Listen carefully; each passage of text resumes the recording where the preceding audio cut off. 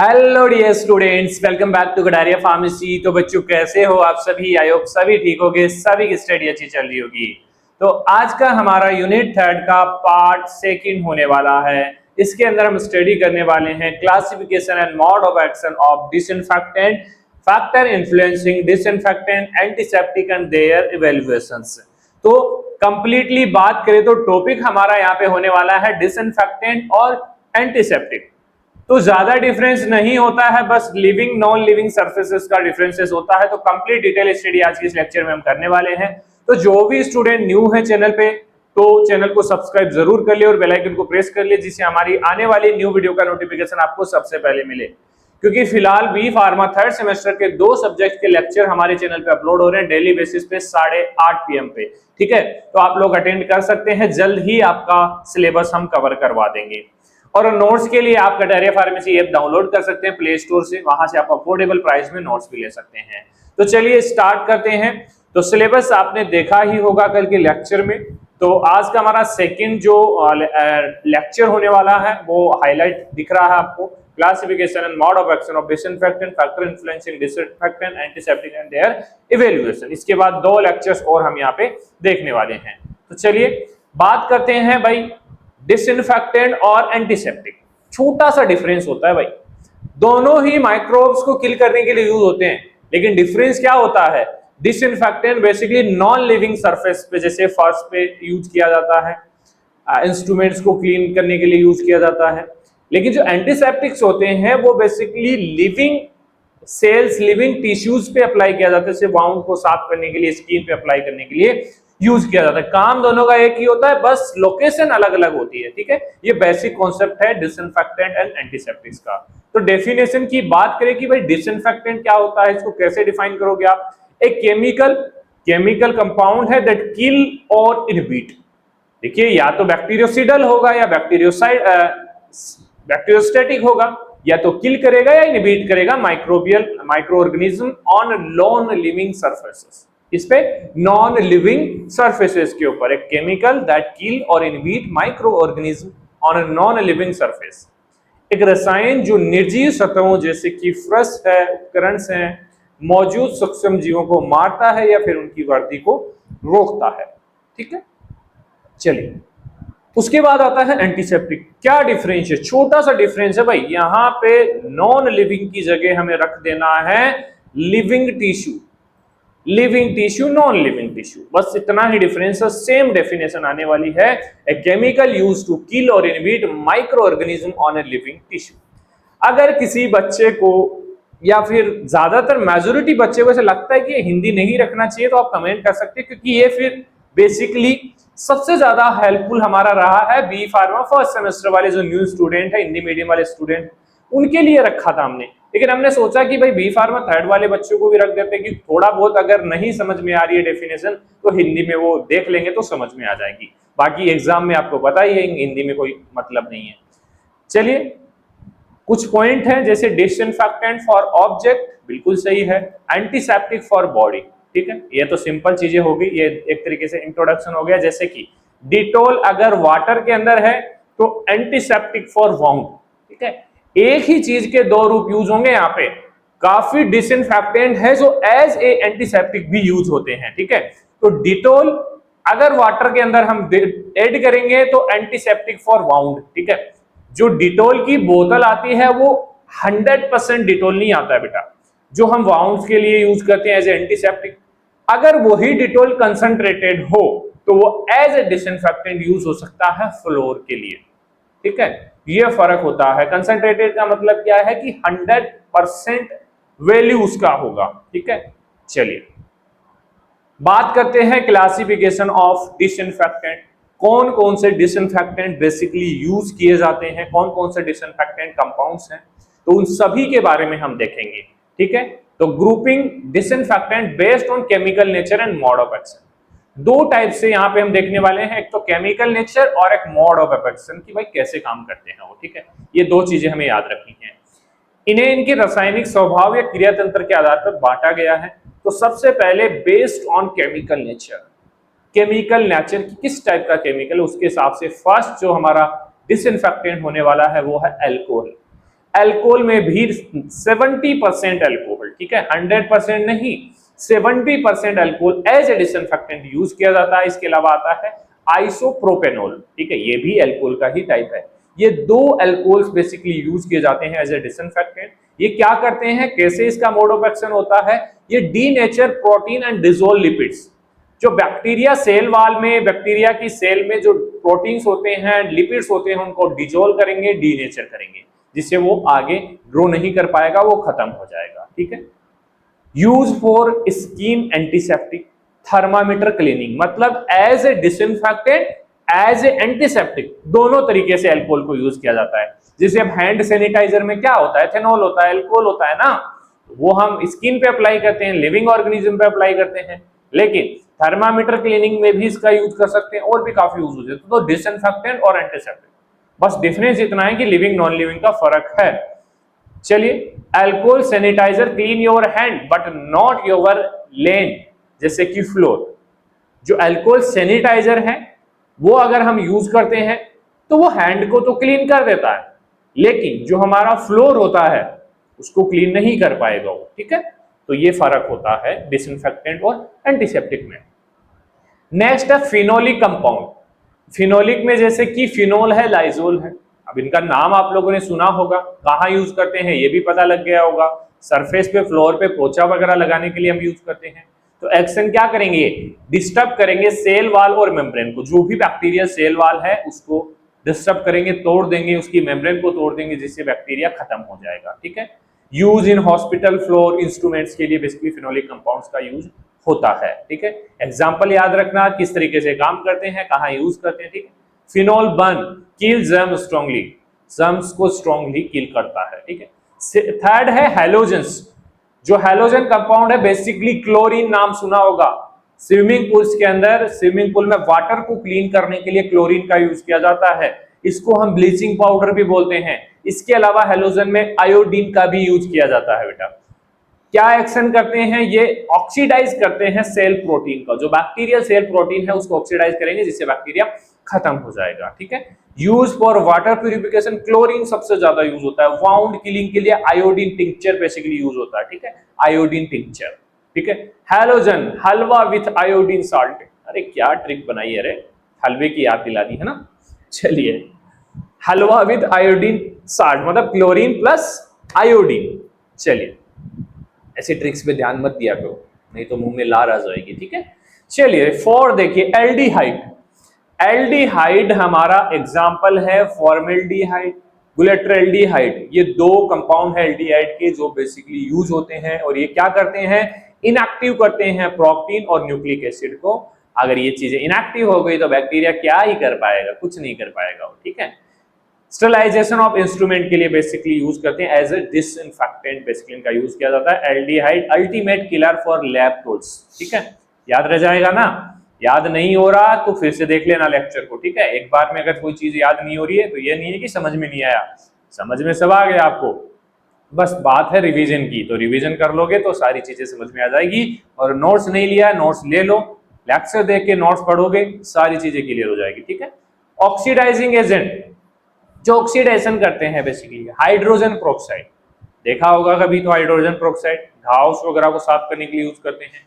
Potassium permanganate, KMnO4, ये क्या करते हैं, रिलीज करते हैं free oxygen radicals. Oxygen radicals free release करेंगे, जो भी पार्ट है जिस पे अप्लाई कर रहे हैं, तो वो ऑक्सीजन रेडिकल्स फाइट करेंगे माइक्रोब्स के साथ और माइक्रोब्स को डिस्ट्रॉय कर देंगे, ठीक है। तो यूज है इसका वाउंड क्लीनिंग के लिए, सरफेस डिसइंफेक्टेंट के लिए। तो हमारा जो हाइड्रोजन प्रोक्साइड है वो एज एंटीसेप्टिक भी यूज होगा और एज ए डिसइंफेक्टेंट भी यूज होगा, ठीक है। Wound cleaning, surface disinfectant. H2O2 bubble on wound, wounds के ऊपर बबल फॉर्म करता है, जिससे ऑक्सीजन आर्मी फाइट करती है जर्म के साथ और डिस्ट्रॉय कर देती है माइक्रो ऑर्गेनिज्म को। नेक्स्ट है surface active agent. Surface active में बेसिकली जो क्वाटरनरी अमोनियम कंपाउंड्स है उनका यूज किया जाता है। एग्जांपल है बेंजल क्रोनियम क्लोराइड। एक ही याद रखना है आपको, क्वाटरनरी अमोनियम कंपाउंड में बेंजल क्रोनियम क्लोराइड, ये सरफेस एक्टिव होते हैं, ये डैमेज करते हैं सेल मेम्ब्रेन को। हॉस्पिटल फ्लोर एंटीसेप्टिक क्रीम्स के अंदर बेसिकली इनका यूज किया जाता है। याद रखना क्रीम्स की बात आएगी तो आपको जरूर वहां पे बेंजलकोनियम क्लोराइड देखने को मिलेगा, ठीक है। Soap like action but stronger, soap थोड़ा कम एक्शन करता है, कम जर्म्स को क्लियर करता है, लेकिन जो बेंजलकोनियम क्लोराइड है थोड़ा सा स्ट्रॉन्ग होता है और स्ट्रॉन्गली बैक्टीरियाज को डैमेज करता है, ठीक है। हैवी मेटल्स भी कभी कभी काम आती है भाई, जैसे कि सिल्वर नाइट्रेट है, मर्क्यूरी क्लोराइड है, ये बेसिकली जो बैक्टीरियल प्रोटीन है उसके साथ बाइंड होते हैं और उसको डिस्ट्रॉय कर देते हैं, ठीक है। जैसे कि silver nitrate drop in newborn eye के अंदर सिल्वर नाइट्रेट का ड्रॉप डाला जाता है जो प्रिवेंट करता है गोनोरिया से, गोनोरिया नहीं होने देता है न्यूबॉर्न के अंदर, जैसे कि सिल्वर साइनी production in eye in newborn, ठीक है। ये छोटा सा पॉइंट है, याद कर लेना। अब बात करते हैं डाइज की, डाइज भी यूज होती हैं, तो जैसे कि क्रिस्टल वॉयलेट है, मेलासाइट ग्रीन है, ये दो डाइज हैं जो basically as a disinfectant use होती हैं। ये बेसिकली ब्लॉक करती है डीएनए रेप्लिकेशन ऑफ बैक्टीरिया, ठीक है। Basically antiseptic for skin infections के लिए इन डाइज का यूज किया जाता है। दो डाइज हमारी crystal violet and malachite green, ठीक है। ट्रिक देखिए, dye colourful killer of bacteria, क्योंकि डाइज बेसिकली कलरफुल होती हैं, डाई एक तरीके से कलरित होता है, तो कलरफुल किलर ऑफ बैक्टीरिया। बाकी बच्चों, अगर आपको लेक्चर्स थोड़े से भी इंपैक्टफुल लग रहे हैं, हेल्पफुल लग रहे हैं, चीजें आपको समझ में आ रही है, तो प्यारा सा कमेंट जरूर करके जाना, ठीक है। आपका एक एक कमेंट हमें मोटिवेट करता है आगे आपके लिए बेहतर करने के लिए, ठीक है। चलिए अब बात करते हैं कौन कौन से ऐसे फैक्टर्स हैं जिनकी वजह से डिसइंफेक्टेंट जो एक्शन है वो थोड़ा इन्फ्लुएंस हो जाता है, उसमें गड़बड़ी आ सकती है, या फिर सही हो सकता है या फिर खराब हो सकता है, दो ही चीजें पॉसिबल होती हैं, ठीक है। तो condition that affect effectiveness of disinfectant, तो कौन कौन सी है, एग्जांपल देखिए। सबसे पहले भाई देख लीजिए, एक नॉर्मल कंसंट्रेशन है और उसकी जगह वो कंसंट्रेशन हाई हो जाए तो क्या होगा, जो बैक्टीरिया 1 मिनट में खत्म हो रहा था वो आधे मिनट में खत्म हो जाएगा बेटा, क्योंकि एक्शन बढ़ेगा, कंसंट्रेशन बढ़ेगी तो एक्शन बढ़ेगा। कंसंट्रेशन का मतलब आपको समझ में आ रहा होगा कि मान लीजिए हाइड्रोक्लोरिक एसिड है, एक में वाटर डाला हुआ है, एक एक्चुअल है, उस स्टैंडर्ड है, उसके अंदर कोई भी मिक्स नहीं है, उसको हम बोलेंगे कंसंट्रेटेड, ठीक है। और जिसमें वाटर डाला हुआ उसको हम बोलेंगे डाइल्यूट। तो डाइल्यूट के अंदर आप हाथ भी डाल दोगे तो इतना कुछ इफेक्ट नहीं होगा, लेकिन कंसंट्रेटेड के अंदर कोई हाथ डालेगा तो उसका हाथ जल जाएगा। वैसे ही बैक्टीरिया के साथ होता है कि भाई कंसंट्रेटेड है वो जल्दी खत्म करेगा और कम कंसंट्रेटेड है वो धीरे धीरे खत्म करेगा, तो कंसंट्रेशन बढ़ेगी तो एक्शन बढ़ जाएगा। मोर टाइम, अब मान लीजिए आपका हाथ डाइल्यूट एसिड के अंदर, सॉरी कंसंट्रेटेड एसिड के अंदर लंबे टाइम तक डाल दिया तो पिघल जाएगा, आपका हाथ पिघल जाएगा भाई, ये फैक्ट है। कोई भी ऑब्जेक्ट आप रख के देख लेना, पिघल जाएगा वो। तो जितना ज्यादा टाइम होगा उतना ही मोर जर्म क्लियर होंगे, मतलब डिसइंफेक्टेंट अच्छा होगा।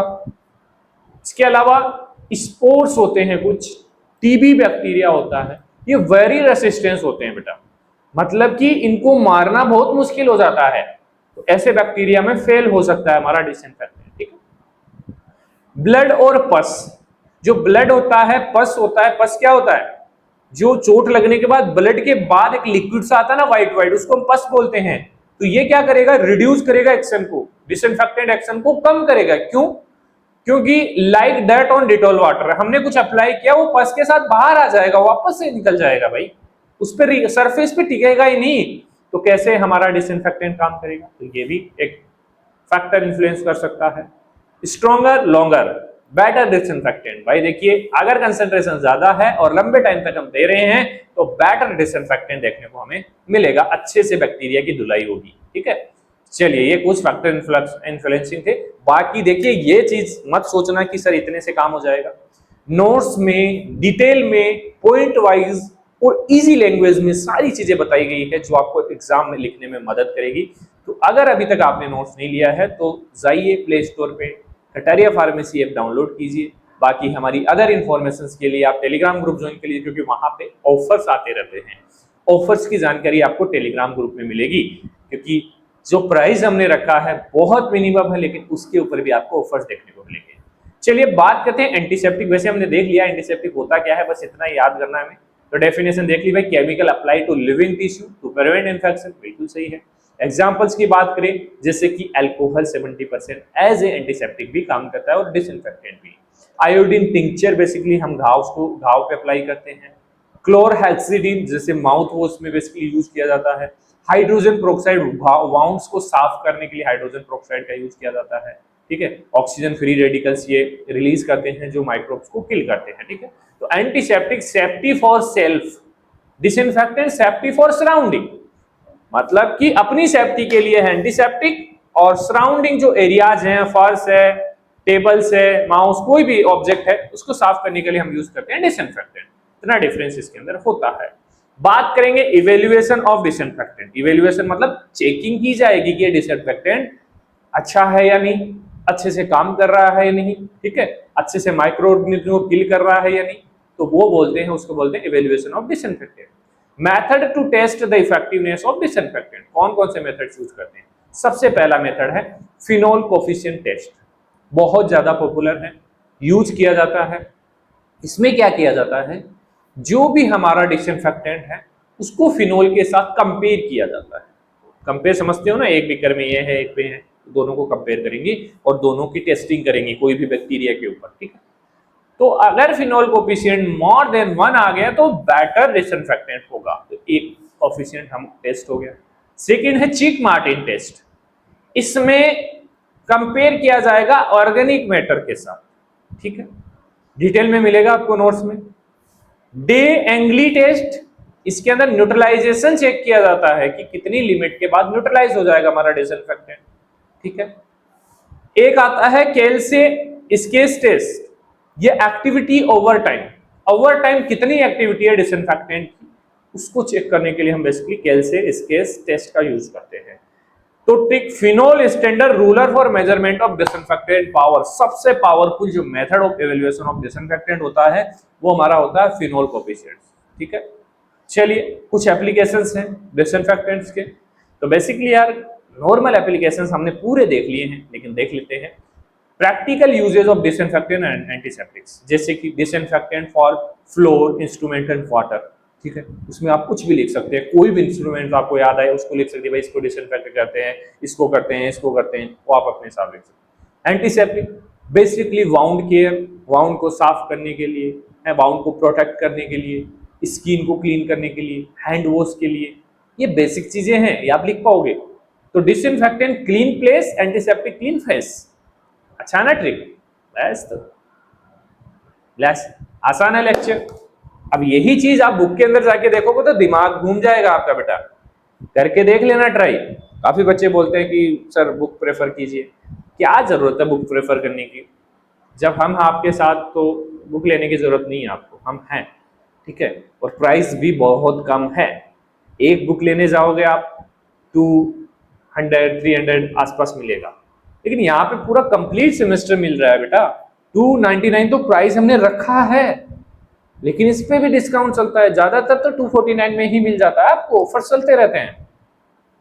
तो आप डाउनलोड कर लीजिए गडारिया फार्मेसी ऐप, अफोर्डेबल प्राइस में आपको चीजें मिलने वाली हैं। बाकी अदर इन्फॉर्मेशन के लिए आप टेलीग्राम ग्रुप ज्वाइन कीजिए, और किसी बच्चे को गाइडेंस चाहिए, नोट्स रिलेटेड कोई दिक्कत है, कोई इन्फॉर्मेशन चाहिए, तो आप इस नंबर पे व्हाट्सअप कर सकते हैं, व्हाट्सअप नंबर दिया हुआ है, इस पे मैसेज कर दीजिए, आपको जरूर रिप्लाई मिलेगा, ठीक है।